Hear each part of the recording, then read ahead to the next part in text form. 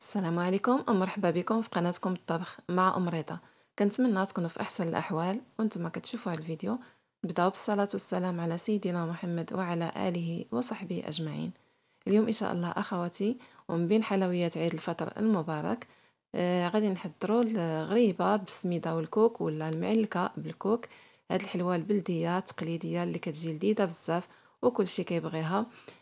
هاد الحلوى كتجي معلكة وغادي نشوفوها بطريقة مبسطة ومقادير اللي هي مضبوطة.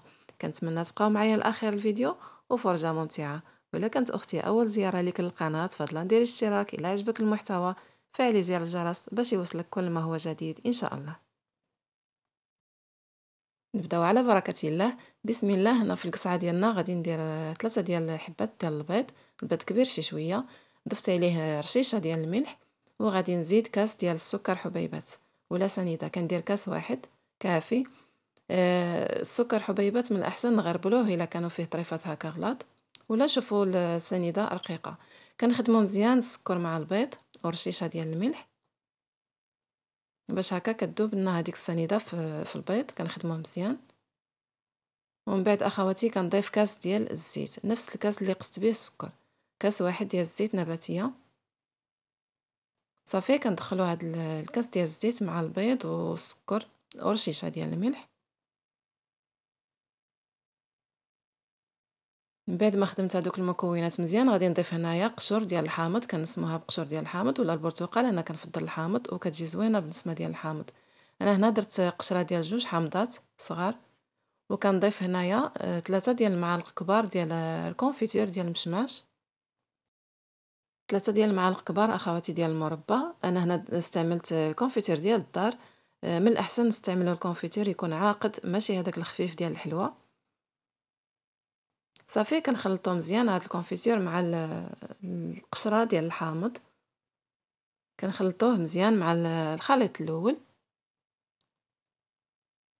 صافي هنا اخواتي عندي 250 غرام ديال الكوك. من الاحسن الكوك يكون نوعيه جيده، يكون هذاك الكوك اللي ميدم ملي كنحكوه بين يدينا هكا كنشوفوه مزيت وتا الريحه ديالو كتكون زوينه.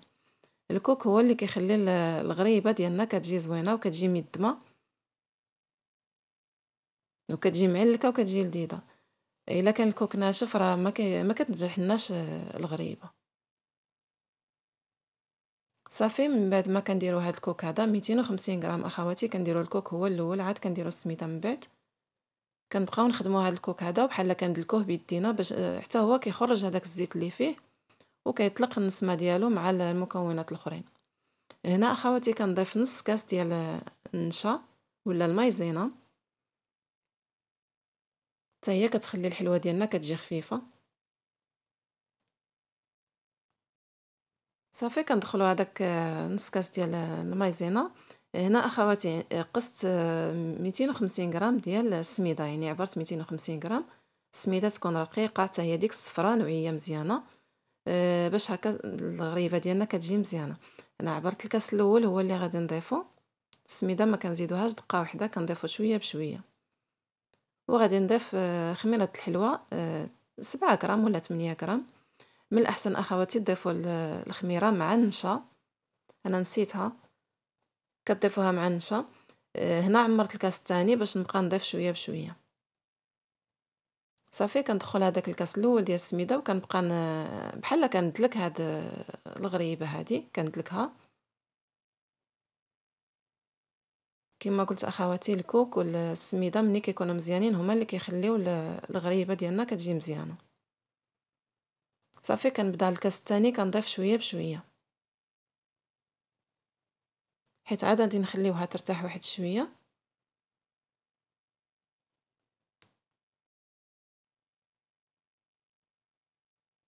صافي اخواتي كنبقاو هكا كندلكو ديك السميده مزيان مع الكوك.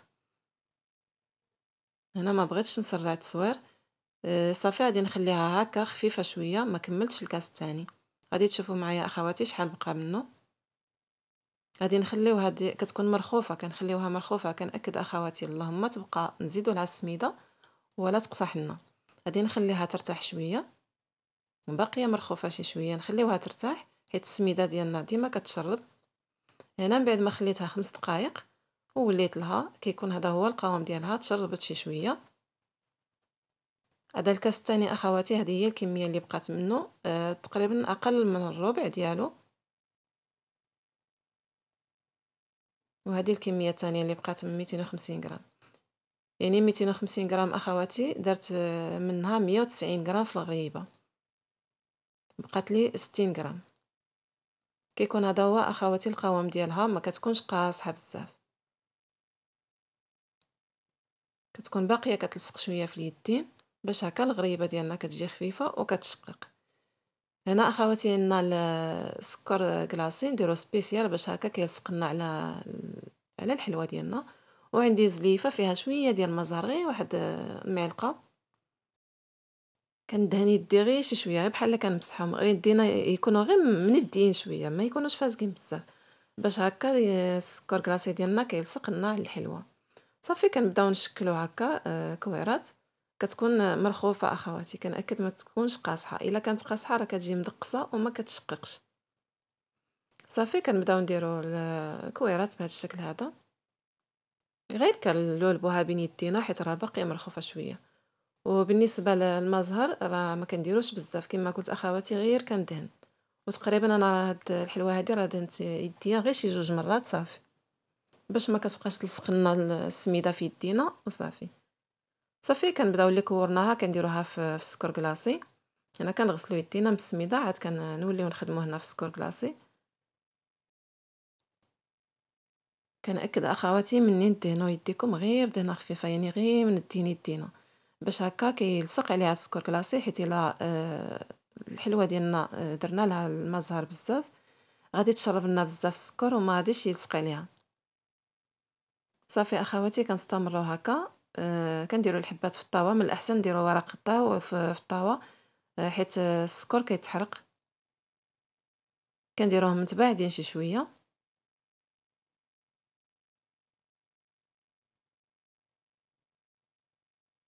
ومني كنديروهم في الطاوه كنضغطوا عليهم هكا بالاصبع ديالنا بالابهام هكا، واحد ضغطه خفيفه.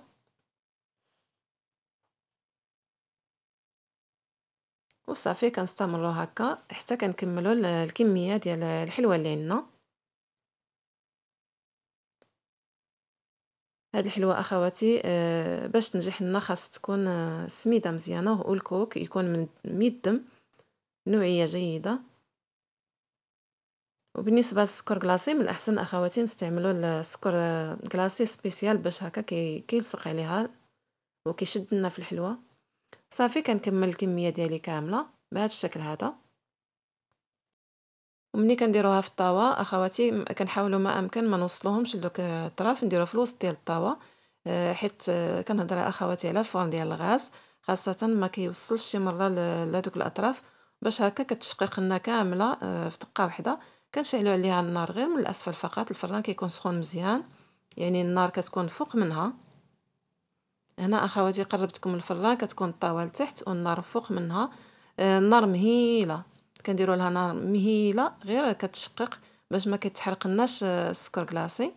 كيبان لكم اخواتي النار ناقصه، غير كنشوفوها تشقات صافي كنردوها الفوق. وهذه هي الغريبه ديالنا اخواتي، من بعد ما طيبناها كما كتشوفوا معايا كتجي هكا بيضه، ما كتجيش محمره بزاف. السكر كلاصي ما خاصوش يتحرق لنا، وتا هي ما خاصهاش طول بزاف في الطياب باش هكا ما تنشفش، وكتبقى النار طبا وكتجي معلكه.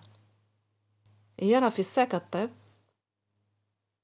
وكيكون هذا هو الشكل النهائي ديال الغريبه ديالنا بالسميده والكوك ولا المعلكه بالكوك. غريبه اللي كتجي صراحه كتجي خفيفه وكتجي معلكه وكتجي لذيذه بزاف بالنسبه ديال الحامض. هنا انا اخواتي ما درت لهاش النكهه ديال الحامض، خليتها هكا بالنكهه ديالها بلديه، كتجي مشقه وكتجي خفيفه وكتجي لذيذه بزاف. كنتمنى تجربوها واكيد غادي تعجبكم. وهنا اخواتي كما العاده غادي تشوفوا معايا القوام ديال الغريبه ديالنا كي كتجي غريبه، اللي كتجي هشيشه وكتجي رطبه وكتجي معلكه ولذيذه. الحلويات التقليديه المغربيه اللي لذيذه بزاف صراحه.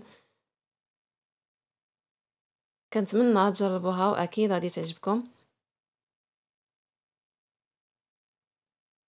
كتبان لكم أخواتي هنا التعليكة.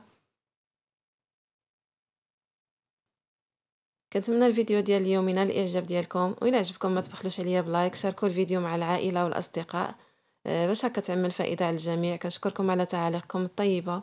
عيد مبارك سعيد يدخل عليكم بالصحة والهنا والسلامة باش تمنيتو. إلى فيديو جديد، مع السلامة.